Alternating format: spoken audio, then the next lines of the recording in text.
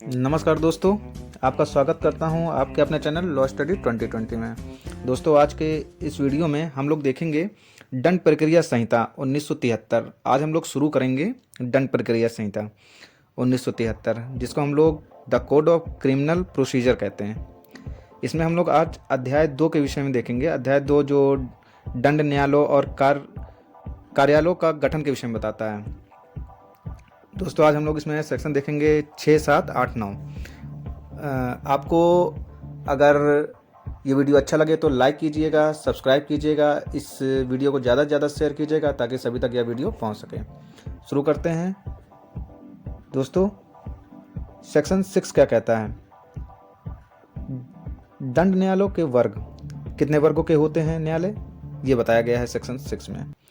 उच्च न्यायालय और इस संहिता से भिन्न किसी विधि के अधीन गठित न्यायालयों के अतिरिक्त प्रत्येक राज्य में निम्नलिखित वर्गों के दंड न्यायालय होंगे।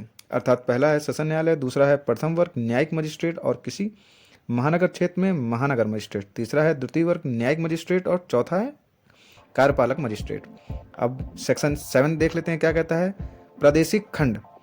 प्रादेशिक खंड में जो कि पहला, दूसरा, तीसरा, चौथा है। पहला देखते हैं क्या कहता है। प्रत्येक राज्य एक सेशन खंड होगा या उसमें सेशन खंड होंगे, और इस संहिता के प्रयोजनों के लिए प्रत्येक सेशन खंड एक जिला होगा या उसमें जिले होंगे, परंतु प्रत्येक महानगर क्षेत्र उक्त प्रयोजनों के लिए एक पृथक सेशन खंड और जिला होगा। दूसरा है राज्य सरकार उच्च न्यायालय में से परामर्श के पश्चात ऐसे खंडों और जिलों की सीमाओं या संख्या में परिवर्तन कर सकती है।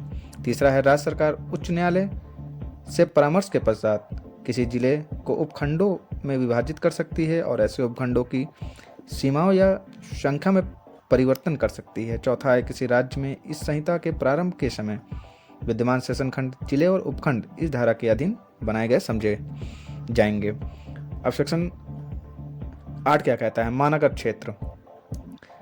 पहला है इसमें राज्य सरकार अधिसूचना द्वारा घोषित कर सकती है कि उस तारीख से जो अधिसूचना में विनिर्दिष्ट की जाए, राज्य का कोई क्षेत्र जिसमें ऐसा नगर या नगरी समाविष्ट है जिसकी जनसंख्या 10 लाख से अधिक है, इस संहिता के प्रयोजनों के लिए महानगर क्षेत्र होगा। दूसरा, इस संहिता के प्रारंभ से मुंबई, कलकत्ता और मद्रास प्रेसिडेंसी नगरों में से प्रत्येक और अहमदाबाद नगर उपधारा 1 के अधीन महानगर क्षेत्र घोषित किए गए समझे जाएंगे।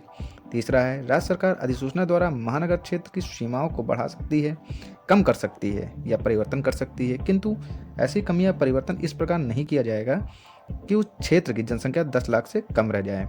चौथा है जहां किसी राज्य के महानगर क्षेत्र घोषित किए जाने या घोषित समझे जाने के पश्चात ऐसे क्षेत्र की जनसंख्या 10 लाख से कम हो जाती है, वहां ऐसे क्षेत्र ऐसी तारीख को और उससे जो राज्य सरकार अधिसूचना द्वारा या निमित्त विनिर्दिष्ट करे महानगर क्षेत्र नहीं रहेगा, किंतु महानगर क्षेत्र न रहने पर भी ऐसी जांच, विचारण या अपील जो ऐसे न रहने के ठीक पहले ऐसे क्षेत्र में किसी न्यायालय या मजिस्ट्रेट के समक्ष लंबित थी, इस संहिता के अधीन इस प्रकार निपटाई जाएगी मानो वह महानगर क्षेत्र हो। पांचवा है जहां राज्य सरकार उपधारा 3 के अधीन किसी महानगर क्षेत्र की सीमाओं को कम करती है या परिवर्तित करती है, वहां ऐसी जांच, विचारण या अपील पर जो ऐसे कम करने या परिवर्तन के ठीक पहले किसी न्यायालय या मजिस्ट्रेट के समक्ष लंबित थी, ऐसे कम करने या परिवर्तन का कोई प्रभाव नहीं होगा और प्रत्येक ऐसी जांच, विचारण या अपील इस संहिता के अधीन उसी प्रकार निपटाई जाएगी मानो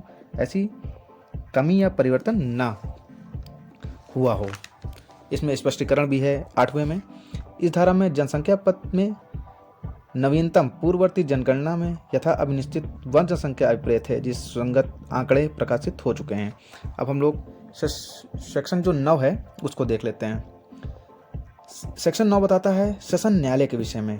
इसमें 6 बातों का वर्णन किया गया है। पहला है राज्य सरकार प्रत्येक सेशन खंड के लिए एक सेशन न्यायालय स्थापित करेगा। दूसरा है प्रत्येक सेशन न्यायालय में एक न्यायाधीश पीठासीन होगा जो उच्च न्यायालय द्वारा नियुक्त किया जाएगा। तीसरा है उच्च न्यायालय अपर सेशन न्यायाधीशों और सहायक सेशन न्यायाधीशों को भी सेशन न्यायालय में अधिकारिता का प्रयोग करने के लिए नियुक्त कर सकता है। चौथा है उच्च न्यायालय द्वारा एक सेशन खंड के सेशन न्यायाधीश को दूसरे खंड का अपर सेशन न्यायाधीश भी नियुक्त किया जा सकता है और इसी अवस्था में वह मामलों को निपटाने के लिए दूसरे खंड के ऐसे स्थान या स्थानों में बैठ सकता है जिसका उच्च न्यायालय निर्देश दे।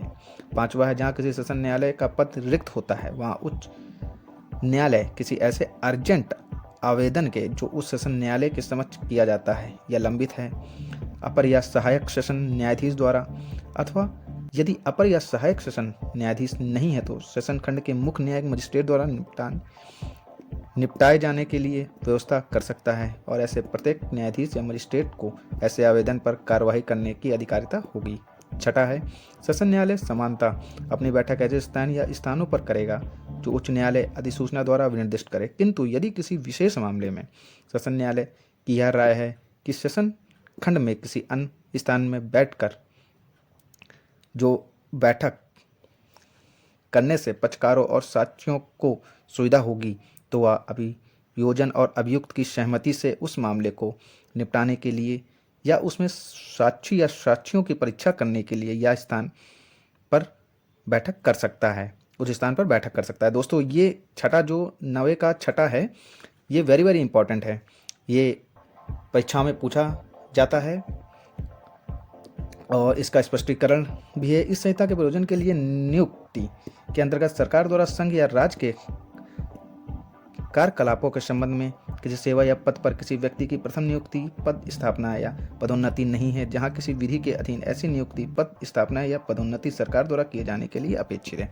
दोस्तों आप लोगों को ये वीडियो अच्छा लगा हो तो लाइक कीजिएगा, ज़्यादा से ज़्यादा शेयर कीजिएगा अपने व्हाट्सएप ग्रुप, अपने फेसबुक ग्रुप, अपने फ्रेंड सर्कल में इसको ज़्यादा से ज़्यादा शेयर कीजिए ताकि सभी तक इस तरह की जानकारी पहुंच सके। इस चैनल को सब्सक्राइब कर लीजिए, सब्सक्राइब करना बिल्कुल ही फ्री है। इसमें वीडियो के नीचे आप देख पा रहे होंगे रेड कलर का आइकन आ रहा होगा, उस पर क्लिक करके इस चैनल को सब्सक्राइब कर लीजिए, लाइक कीजिए, शेयर कीजिए। दोस्तों आपको ये वीडियो कैसा लगा इसके कमेंट बॉक्स में ज़रूर बताइएगा और आगे आने वाले सेक्शंस जो आने वाले वीडियोस में बताए जाएंगे इस चैनल के साथ बने रहिए। इस चैनल को सब्सक्राइब कर लीजिए ताकि आने वाली वीडियोस आपको आसानी से मिल सकें। बेल आइकन ऑन कर लीजिए, चैनल को सब्सक्राइब कर लीजिए, लाइक कीजिए, शेयर कीजिए। दोस्तों इस तरह के वीडियोस आते रहेंगे और आप लोगों को ज्ञान मिलता रहेगा और सभी में इस तरह के वीडियोस सब्सक्राइब कीजिए। इस वीडियो को पूरा देखने के लिए धन्यवाद दोस्तों।